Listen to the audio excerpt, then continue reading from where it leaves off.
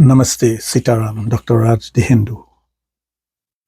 To die, we all must die. We know once you're born on this planet called Earth, the inevitable is that you have to die. Sanatana Dharma teaches us that. And there's a reason for that. This is one of the planet, or the planet, in the entire solar system, where when one is given the gift of birth, you must die. Now, we have records of maybe 4 individuals who have not died. Hanumanji is one of them. And we know he's a living God. That's why we do put up a red jandi, first and foremost, in our front of our house. That's to signify that, first of all, we are Sanatanas, and secondly, we did that for Lord Hanuman, because that was the boon given to him by Lord Sri Ram, that whatever the people on earth do for you, that's what you're going to get. So we know you're going to die, but how you die is determined by your past and present karma. The things that you do in this life will determine how you die. There's no accidental death, as some people say, he died by accident. There's no accidental death in Sanatana Dharma. When your time comes to die, you will die.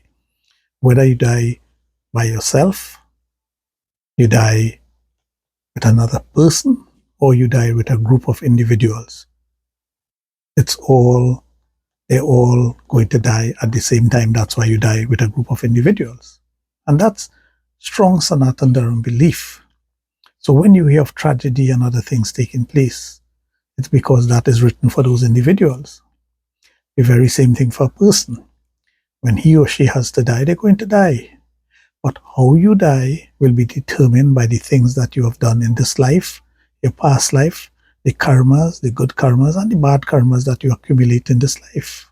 So a lot of time persons don't think about the things that they're doing and what's going to happen to them. Some persons are fearful of death.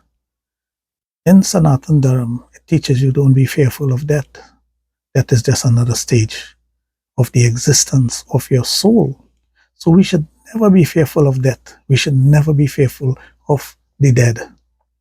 Now, recently, I had a friend who was talking about his dear departed mother, and he said that he wished he can see her.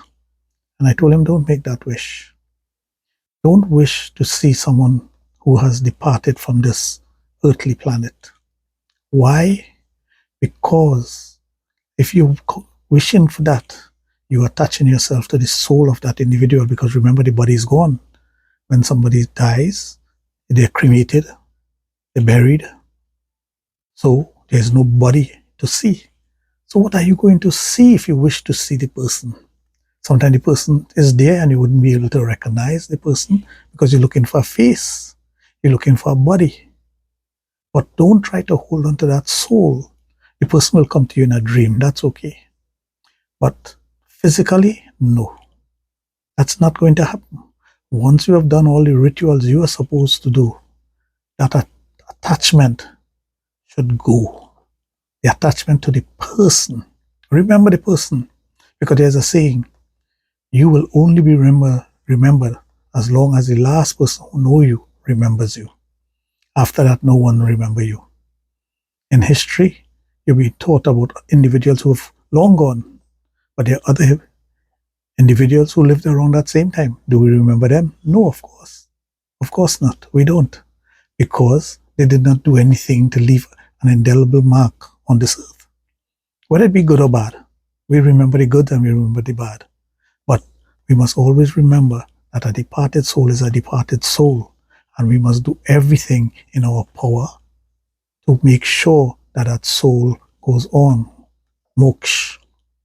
Now, as Sanatanas also, I was taught that you're only responsible for 2 generations before you, your father and your grandfather, your mother and your grandmother, and 2 generations ahead of you, your child and your grandchild. That's it. No one else. So when you're doing a Pitru Puja, when you're doing those things, you're offering, you offer for 2 generations back. But sometimes we try to remember the generation before those 2 generations. and we still offer something for that soul. So Sanatan Dharam has a clear-cut way of teaching you what you should know and what you should do when it comes to the departed souls. But do not be attached. It's difficult for some persons because that attachment is there, that love is there. But if you truly love that person, learn to let go. Learn to understand that that person has gone to higher heights. Something you may not be able to understand now, but later on in life you may. But when you do depart this life, your soul also will go to wherever that soul resides. You never know what's going to happen. That's why we believe so strongly in reincarnation. Reincarnation is not simply if you're dead and you're wicked, you're going to be born like a bird or a dog or a cat. No. Reincarnation, if you're studying reincarnation as a Sanatanist, always remember the deeds that you do will determine what happens to your soul. Because your soul is what you are responsible for. Your soul and your soul only. No other soul. Jai Shri Ram.